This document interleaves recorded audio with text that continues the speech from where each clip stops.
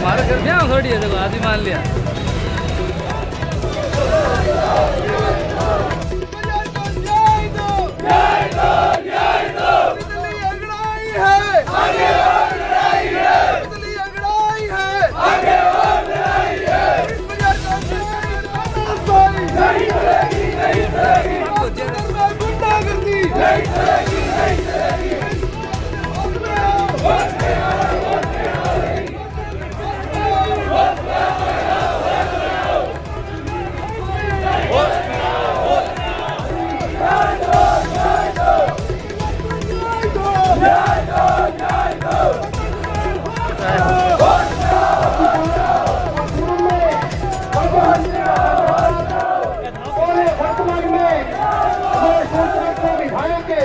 भाई गोवर्धन गेटे साहब और तमाम यहाँ उपस्थित हुए 36 कौम के सरदारों, सामान्य साथियों, मैं आप लोगों को ये बताना चाहता हूँ कि जिस प्रकार से एक टेक्निकल एक बनावट की खामी के कारण हमारे बीच से सेन समाज के एक ही परिवार के लोग उस हादसे के शिकार हुए, हमें छोड़ के चले गए।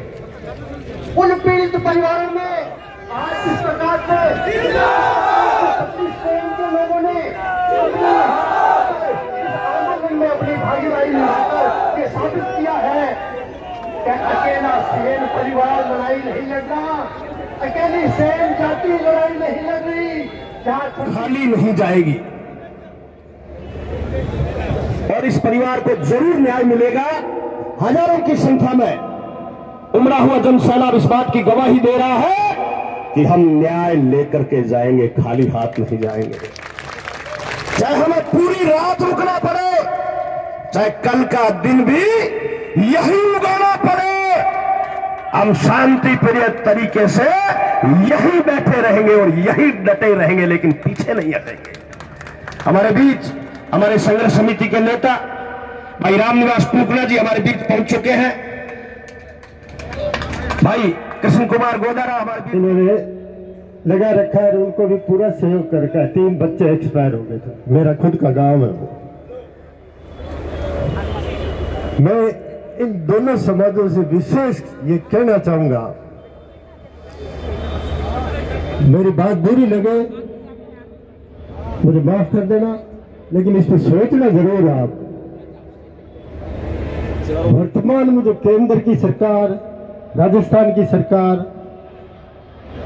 उसको अधिक से अधिक अपने वोटों से जिताने में महत्वपूर्ण भूमिका निभाने वाला मूल ओबीसी समाज और दलित समाज रहा है। और वो क्या नारा देके आपसे लेते हैं वोट? हिंदू राष्ट्र बनाएंगे, हिंदू एकता जिंदाबाद, ये सब नारे लगा के आपको, आपके वोट के लिए आपको हिंदू मानती है। इस पर विचार जरूर करना, ये मेरे विचार है। जैसे ही वोट का समय निकल जाता है आप ओबीसी बन जाते हो, आप दलित समाज बन जाते हो। इस बात को आपको समझना पड़ेगा। ये 36 कौम को साथ लेके चलने वाली कांग्रेस पार्टी के तमाम नेता यहाँ मौजूद है। इनको आप वोट दोगे, आप ना दोगे तो भी ये हमेशा आपके साथ रहेंगे। 36 कौम की आवाज उठाते, लेकिन इन पे एक आरोप लगा दिया जाता है कि ये क्या मुसलमानों की पार्टी है और अगर कांग्रेस आ जाएगी तो मुसलमानों का राज आ जाएगा। मैं ये पूछना चाहता हूँ, ये जितने इस मंच पे अभी जो नेता हमारे नजर आ रहे हैं उनमें कोई एक मुसलमान है आपको जो हमारी कांग्रेस पार्टी का नेतृत्व करता है, और हम सब 36 कौम इसको एक्सेप्ट करते हैं। इस बरगलाने वाली बात से आपको थोड़ा ध्यान करना है, क्योंकि आपका वोट ही आपके जो वोट जिस वक्त वोट दिया जाता है ना, उस वक्त आप जात धर्म देख के वोट देते हो। बाद में आप ना तो उस जात के रहते हो ना उस धर्म के रहते हो।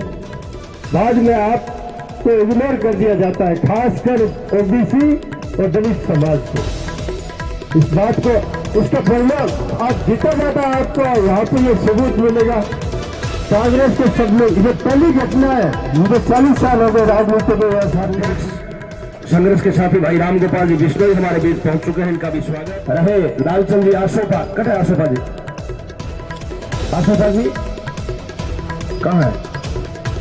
आसोपा जी पूरी टीम के साथ पधारे हैं, आगे आओ, आपका भी स्वागत अभिनंदन। आओ बैठो। पारस मारू जी हमारे बीच अपनी टीम के साथ पहुंचे हैं, इनका भी स्वागत।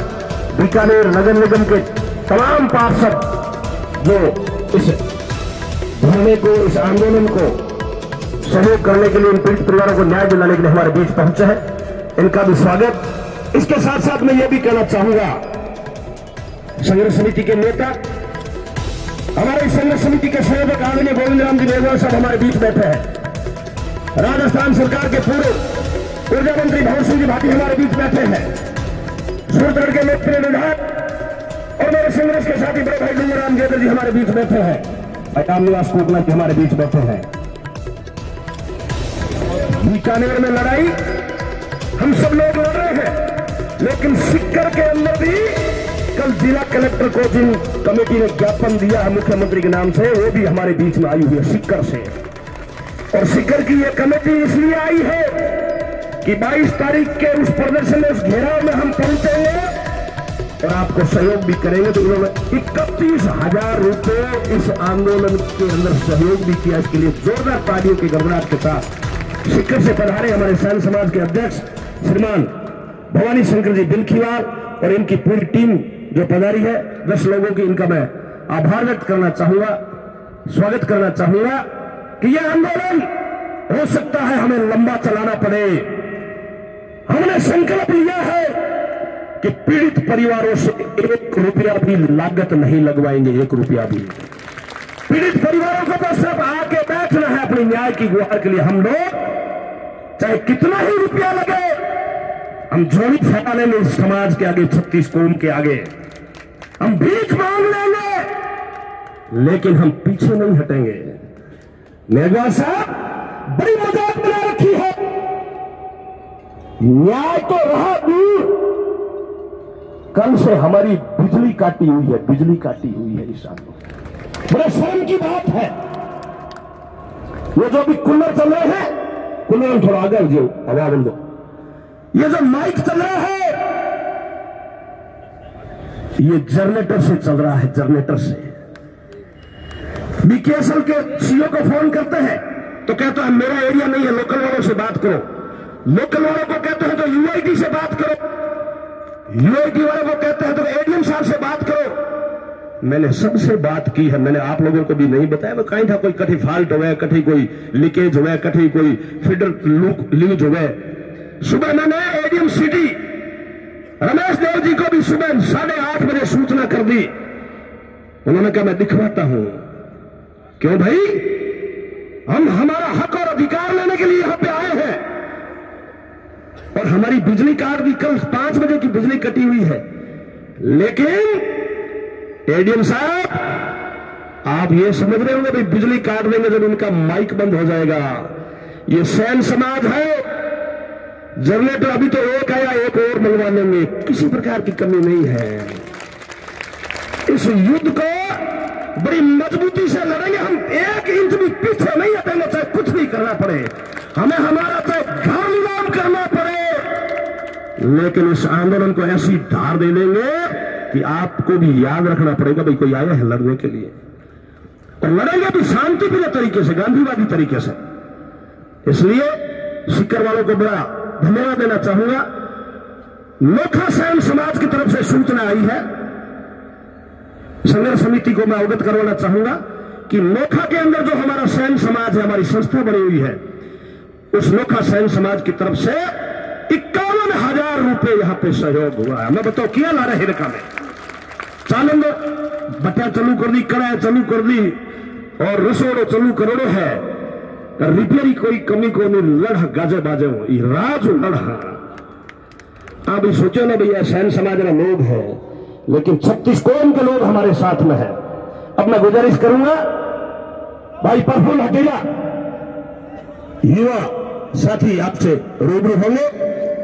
पीछे माता बहनें जो आ रही है, मनीष और सकलान, मनीष हाँ अब भरत जी और सकलान रस्तो बनाओ।